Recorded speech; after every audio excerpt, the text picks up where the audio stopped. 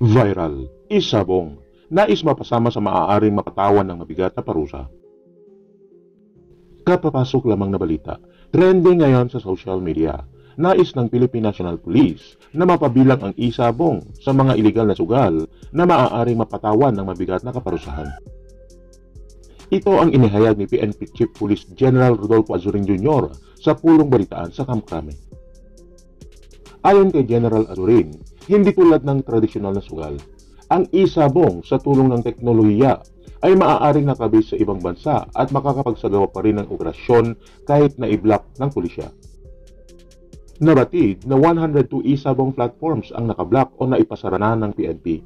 76 platforms ang deleted o deactivated. 39 isabong websites at isang Facebook page ang rendered inactive at out of service. Habang mahigit na binabantayan ng pulisya ang 272 platforms, kabilang ang 146 websites, 67 Facebook accounts, 31 Facebook groups, 18 Facebook pages at 10 mobile applications na ginagamit sa isabong.